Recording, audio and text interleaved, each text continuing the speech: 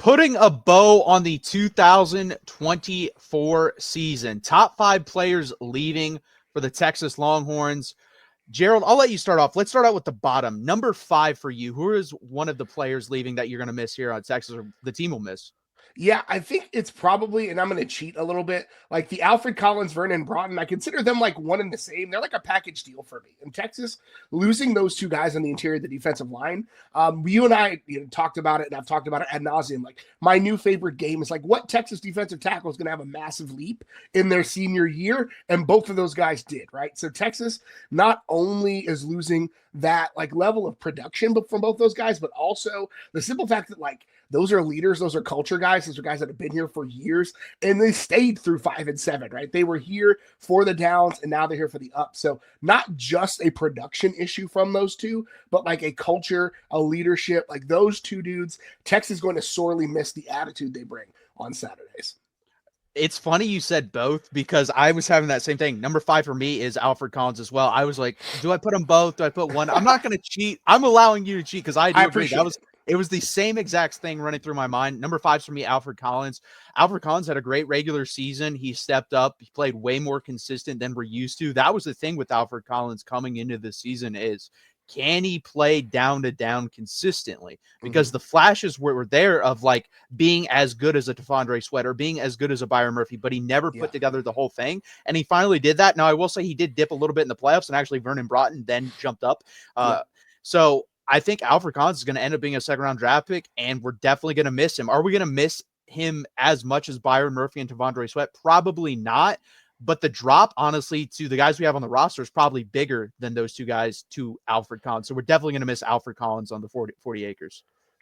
Yeah, that chasm, and that's the thing that we have to talk about, right? Like there is a huge jump, and again, there's still another portal window. The national championship was just Monday night as we're recording this, right? So some of those guys may end up in the portal next year. We'll see after spring practice. So there's an opportunity for Texas to reload there, but you cannot overstate the contribution those two dudes had this year. Because again, we did not know what you lose two, top 2 round NFL defensive tackles. You're like, what the heck is Texas going to do? Okay, we just reloaded. And that was such a big contribution. No, 100%. Let's go to number 4. Number 4 for me, and you could argue higher for this guy. I have Matthew Golden at number 4. He's the first guy since Jordan Shipley to have 1,000 yards, 10 touchdowns. That's that I got from you, Gerald. So shout out to you for that one. And he just was the most reliable guy that we had in the wide receiving room. I don't know if he's the most talented, but he was the most reliable. He was clutch on third downs. His hands were amazing throughout the season. He made multiple great catches, a couple one-handed catches. He, up until, unfortunately, the Ohio State game, was not injured. He was able to get the deep ball going as well with Quinn Ewers later in the season. He was a great red zone threat on those like pylon routes. So we're definitely going to miss Matthew Golden's toughness. I think you're going to miss his leadership a little bit as well. And you're going to miss, he just did everything well. Like he wasn't a great blocker, but he attempted to block, which I love because let's be honest here. The last couple of guys we brought in through the transfer portal haven't really blocked Isaiah Bond, A.D. Mitchell, but A.D. Mitchell, made up for it. So mostly Isaiah Bond for that one, but I'm going to miss Matthew Golden a lot. Yeah, like 2/3 of blocking, right, is just wanting to as a wide receiver. And so, yeah, I can't argue. Actually, I have Matthew Golden just a little bit higher. I have Andrew Makuba as number 4 for me, and not because like the drop-off is going to be significant, right? Derek Williams coming back from injury. There's a ton of talent in the safety room, but there's just an attitude and a swagger that Andrew Makuba adds to that secondary, right? Like he was the guy when Texas needed a play, he was going to make a play, right? When the quarterback was running and Andrew Makuba was in there, he was headhunting, right? He was a guy who brought that swagger, who brought that chutzpah, right? Yeah, he was just the guy who was going to be a headhunter, be a dog for that secondary, make a big play, make a big hit, Mr. On time, right on time. Like I'm going to miss seeing Andrew Makuba back there playing center field. Dude was a monster. Yeah, and I have him higher as well. But let's jump up to number 3. Who is your number 3 player, Gerald? So I actually had Matthew Golden at 3, and I think specifically because of the unknowns that Texas has in the wide receiver room, right? Having a guy like Matthew Golden in that room, if Texas was able to convince him to come back, put together enough of a package to get him to come back, like that raises the ceiling pretty significantly, right? And when I talk about, if you hear me talk about like the transfer portal, right? You either grab guys that raise the floor and raise the ceiling, and Matthew Golden would have been a guy and was a guy this year, honestly, that did both for Texas, right? We didn't think he was going to be that guy, but he came in and he was that guy. And like you mentioned, he was within, if he hadn't get hurt in that final game, he'd have been the guy to have 1,010 since Jordan Shipley. So like he is absolutely, Texas is going to miss him dearly in that wide receiver room. And again, we don't know what Texas, again, a lot of talent in that room, but just none of it is really that experienced or that blooded, for lack of a better term. So losing Matthew Golden is huge. 100%. And it's actually something I ran across, like Daniel Jeremiah, who I respect a lot. I think he's the best like mock draft guy going, honestly. Him and Todd McShay, in my opinion, are the two best.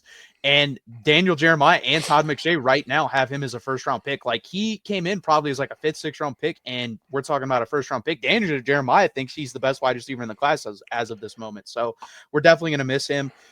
Number 3 for me is Kelvin Banks. He is a 3-year starter at Texas, something not many offensive linemen can say. It's pretty crazy that there's 2 going into the draft with Will Campbell and Kelvin Banks. They both started since their freshman year, both anchored offensive lines. And he won the Outland Trophy this year. Texas going back-to-back Outland Trophy winners with Tavondre Sweat and then Kelvin Banks. And he was just steady. He missed his first game at Texas this year. Before that, he had made like over 15 plus starts in a row. He had done a phenomenal job of staying healthy, staying ready, staying engaged, and we're going to miss him. He was that anchor on the offensive line, and he's arguably the best offensive lineman in the history of Texas football. I think for sure it's an argument between him and probably Leonard Davis. So we're going to miss Kelvin Banks, and it's going to be really hard to replace him. Yeah, and I'll not talk too much about Kelvin Banks because he's going to come up on my list a little bit higher. But yeah, I mean, Kelvin Banks was and is and will be, I think, the standard for Texas linemen for a very, very long time. Yeah, I'm with you there, 100%. So this takes us to number 2. But again, guys, can you please hit that like button? Please subscribe down below before we get to number 2. Number 2 for me is Jahdae Barron, Thorpe Award winner. In my opinion, the best cornerback in the country. If you look at the passer rating, you had a better passer rating if you just decided to throw it in the dirt every time than to target Jahdae Barron, which there's always like one guy every 5 to 6 years that does that. This is Jahdae Barron this half decade. Patrick Surtain, I'm actually a Broncos fan, is that guy in the NFL. So there's a lot of similarities there. Lockdown corners, he's going to be a first-round pick too. We're going to have to find a guy that can do some of the things Jahdae Barron can do. And the thing that I loved about Jahdae Barron, well, 2 things, the versatility and the ability to come up and hit. He was always one of the guys to stick his head in there, to stick his shoulder in there, no matter what. He will hit. And wherever they want to play him in the NFL, I think he can play. If he wants to play outside, I think he can play there. If he wants to play inside, if they want him to play safety, he has the physicality to do that. He's going to have a very long NFL career, and he's been phenomenal at Texas. Really, his only down year, which was still like a B- year, is when he had his foot broken and he was playing with that. And we didn't realize that until the end of the year. Yeah, and this is not a ton of drama, I guess, on our top 5 list. You and I are simpatico because I had him number 2 as well. I think he is absolutely, I think fans are going to be shocked at how much he contributed to the defense, even just his presence, even just his ability to like, I've got this locked down. And that position, that nickelback position in Pete Kwiatkowski's defense is a tough spot to play because you've got pass and run responsibilities on most, if not all, plays that you're in there, right? And everybody has run and pass, but like his job to come up and run support while also being a like lockdown, shut my side of the field down corner. Like there are not many guys that can do that, right? There are not many guys who are able to do what he is able to do. And he did it year after year after year. And Texas fans 3 years ago were trying to tell folks that like, hey, Jahdae Barron is that dude. And they were telling him last year, Jahdae Barron is that dude. And then finally, the most slept on defensive back in the country, I called him that at the end of last year, decided to come back, put on the Thorpe number at Texas, won the Thorpe, did big things. So big ups to him. Absolutely going to be missed. Yeah, and he's one of those guys like all time, when we're talking all time Texas Longhorns, if you need someone in the secondary, I think if you're choosing 5 guys to throw back there, I think you have to put him in there because you can play him basically wherever you need to. So that's high praise because Texas for a long time was known as DBU, and we're still trying to get back to that point. And this is the first step really back towards that because we haven't really had a great cornerback in a long time. The Holton Hill was on his way and then had some off the field issues, but Jahdae Barron finally solidified us back on that road to DBU. Number one, Gerald, let's get to it. Who's your number one? My number one, Kelvin Banks. I said he was going to come up again on my list. Again, and this is my own personal bias, I watch the trenches. I love the trenches. There has not been a offensive lineman at Texas that has done what Kelvin Banks has done since, I don't know, 04, 05, like back that like vaunted offensive line way back then. Kelvin Banks came in as a freshman and locked down multiple first-round edge rushers, guys that were picked in the top 10, top 15 of the NFL draft. Kelvin Banks said, not on my watch, right? There is something to be said about having a guy at left tackle, the most important offensive, well, you can debate left tackle, center, right? Left tackle, one of your most important offensive line positions, having that locked down as a guy. And again, I cannot like that 5 stars coming in like Kelvin Banks, especially in the trenches, is not normal. Kelvin Banks is a freak. Kelvin Banks is a prototype. Kelvin Banks did what nobody should do, right?